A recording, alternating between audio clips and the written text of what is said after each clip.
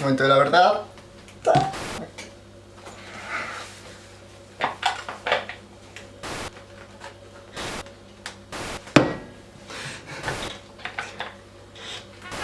Hola a todos, soy José, bienvenidos a Permanent Photo.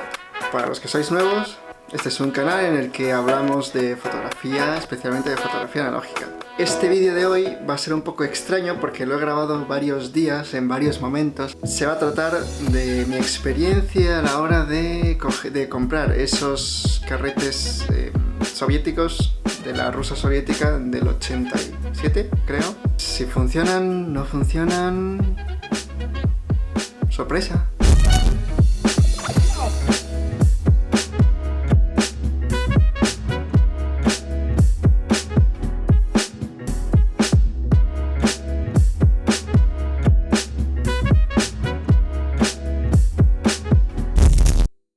Bueno, vamos a empezar por el principio. Contexto. Un buen día estaba yo navegando por internet, bueno, por eBay, comprando objetivos y estas cosas, y a ver si había carretes caducados o algo así, cosas interesantes, ¿no? Me encontré con estos carretes, dice 250 Tasma, de la antigua Unión Soviética, caducaron en 1987. Al final lo compré. Tengo muchos. Yo no tenía ni idea de muchas cosas. Me lo compré creyendo que iban a ser normales. Ahora, lo primero, los abres y... ¡vola! Vienen en este como cartoncito, así.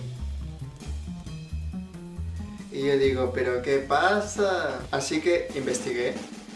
Y resulta que, pues, esta es la película, ¿no? Que está dentro y tú tienes que ponerlo en un carrete X para poder ponerlo en la cámara. Así que tuve que comprar los carretes desechables, que compré estos en Foto 13, 14, no lo sé. Una tienda de fotos, que para los que estéis en España está en Asturias, creo, por ahí. Os dejaré el link en la descripción, tienen buenos precios y no me están pagando para que haga este anuncio. Ya podrían hacerlo. Aquí se abren, tiene esta tapita, aquí se mete la película, se cierran. Este lo abrí, pues bueno, para enseñaros, además lo dejé en eso mucho tiempo y fijo que ya no servía. El primer recubrimiento es este cartón oscuro, el segundo recubrimiento es este papel plateado. ¿Ok? Y dentro ya viene la película, que viene así enrollada. También la usé para practicar en las espirales de los tanques de revelado. Como veis, es una película muy marrón, que tiene la parte reflectante aquí y que esta parte es muy opaca y yo creo que es como más... como más dura. Bueno, esta la metes aquí dentro, a oscuras evidentemente. Con las cajas venían las instrucciones, pero pues evidentemente están en ruso. Muy bonitas, muy útiles. Entonces pues me tuve que poner a traducir. Mi nivel de ruso evidentemente no llega a esto, así que Google Translate y la lógica humana pues algo hicieron, ¿no? Como sabéis, los carretes tienen una fecha de caducidad, porque conforme van pasando los años, los químicos en las películas pues van degenerando. Normalmente es como una regla, por cada 10 años que pasen se baja un stop del ISO.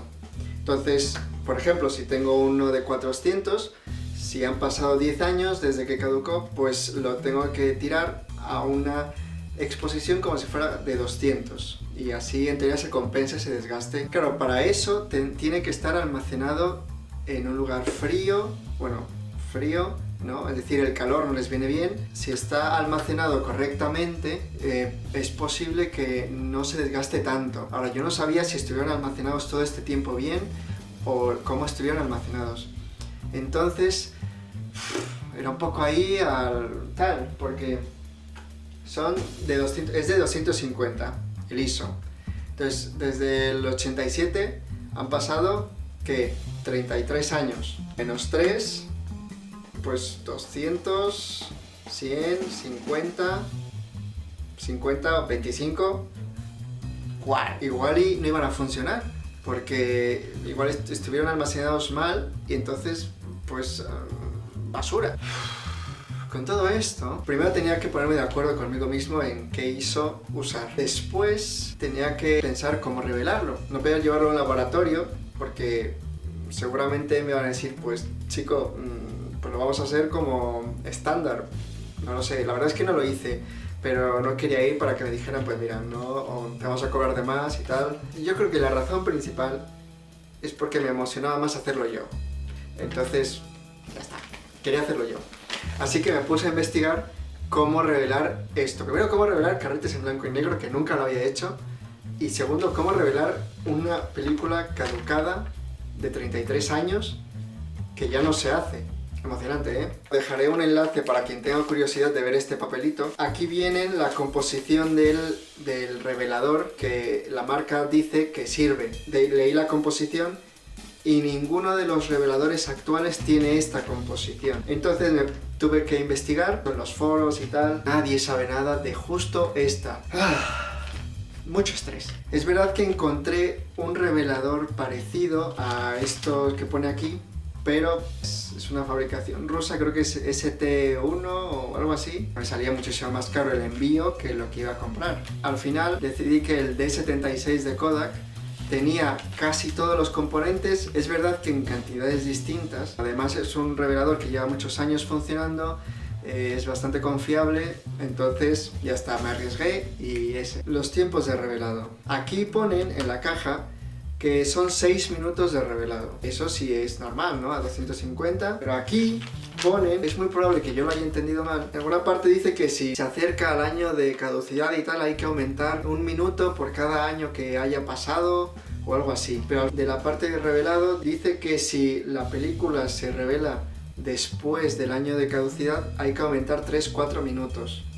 Entonces me hice un poco lío, un misterio. Así que al final mis conclusiones, hice el revelado de 76, que hice una pequeña historia en Instagram, que algunos lo habéis visto. Para el baño de paro, que sé que no es necesario, indispensable 100%, pero Kodak Professional este, que lo pilla ahí. Para el fijador también lo de Kodak T-Max, que pues bueno, ya que usaba todo Kodak, pues todo Kodak, ¿no? Paréntesis, este no es un vídeo de cómo revelar en blanco y negro, simplemente es cómo he revelado yo estos carretes. Si queréis que haga un vídeo de cómo revelar en blanco y negro, dejadlo en los comentarios. A la hora de revelar esto fue tener el revelador de entre 22 y 24 grados. Primero, los primeros 30 segundos, agitación continua. Después 20 segundos de descanso. Los últimos 10 segundos de ese minuto, agitar. Y ese es el primer minuto. A los 3 minutos, 30 segundos de agitación. A los 6 minutos, otros 30 segundos de agitación. Y después, hasta los 10 minutos, es decir, quedaban 4 minutos, los últimos 10 segundos de cada minuto, agitación. Después el baño de paro, 30 segundos. Y por último, el fijador, 4 minutos. De esos 4 minutos, los 10 últimos segundos de cada minuto, agitar. Claro, todo esto, yo tenía un estrés porque no sabía si estaba haciendo lo correcto. Cuando terminé, me costó un poco abrir el tanque, por alguna extraña razón, porque lo cerré yo, vaya. Cuando logré abrirlo, lo primero que vi en los carretes fue nada. Es decir, por fuera, ¿no? Y dije, chetos, me lleva la que me trajo. No salió nada. Pero dije, pues ya que, ¿no? Entonces lo puse a lavar. Cuando lo terminé de lavar, lo abrí, lo sequé y había imágenes. Entonces fue muy guay ese momento. Yo sé que solo los frikis, en ese sentido como yo, se emocionarán conmigo. El resto de gente, bueno, solo se está riendo. Lo corté, lo puse en mis... aquí están los negativos. Os voy a enseñar ahora las fotos.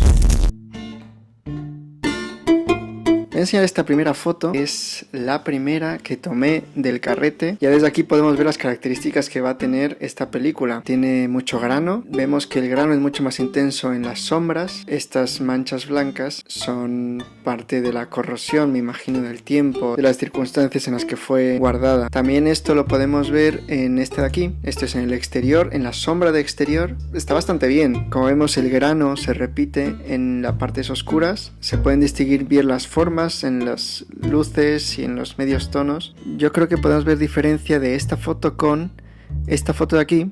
El lente que usé fue el Sigma Zoom de 75-200 que tengo. Es más oscura, sin embargo tiene una buena definición en las luces. También podemos verlo en este. Es verdad que como está subexpuesta, el grano se nota muchísimo. Es un grano muy pronunciado. Vemos aquí más corrosión, que le da, bueno, un efecto chulo, ¿no? Así que hice un par de pruebas. Primero decidí tomar a 200. Esta serie de fotos no las he retocado para que se vea un poco más la diferencia. Las pocas luces que hay del sol que se pone pues se notan, pero el resto es totalmente oscuro. La siguiente la tomé a 100. Me extrañó un poco que se ve incluso menos. Quizá fue por el tipo, justo la película que tocó. No sé por qué salió así, vaya. La siguiente fue con 50. Esto ya se ve mejor. Las sombras se aprecian un poco más detalles. La siguiente con 25, aquí vemos muchísima más definición. Esto ya parece una foto muchísimo más normal. Es verdad que sigue habiendo un grano muy gordo, pero es bastante placentero. Decidí ir un poco más allá. Este es a 12, esto ya es el Nova Más. Perfectamente capta todo en el área de sombra, bastante detallado, la verdad. Entonces estoy bastante sorprendido. Os pongo aquí la comparación de todas seguidas. Hice otro test desde la ventana de mi cocina, era por la tarde, me parece muy raro que haya salido así. Siguiente a 50, como vemos aquí hay más detalles, se ve mejor las nubes. Y la siguiente a 25, que como vemos aquí se aprecia muchísimo mejor, muchísimo más todo. Aquí os pongo las 3 para que veamos la diferencia.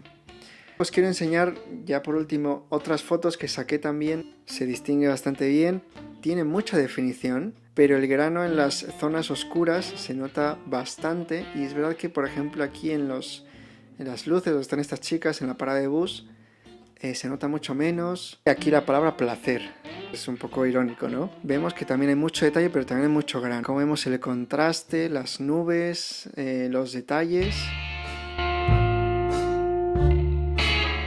Bueno, como conclusión al menos yo sacaría dos cosas. Que las películas funcionan. Yo creo que hay que usar ISO 50-25 para que no haya tanto grano. Es verdad que el grano nos gusta, pero a mi gusto quizá cuando está a 100 tiene demasiado grano, sobre todo en las sombras. Y eso como que, eso para gustos, ¿no?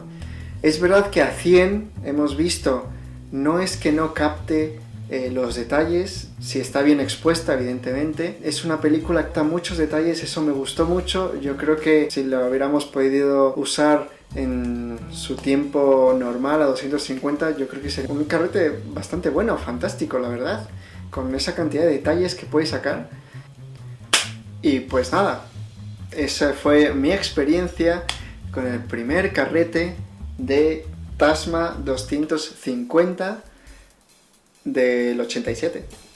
El próximo carrete pondré el ISO 50 y quiero ver cómo funciona con los retratos. Y el revelado voy a pensar en si ha sido lo mejor o no, porque quizá con más tiempo de revelado logro un mejor contraste.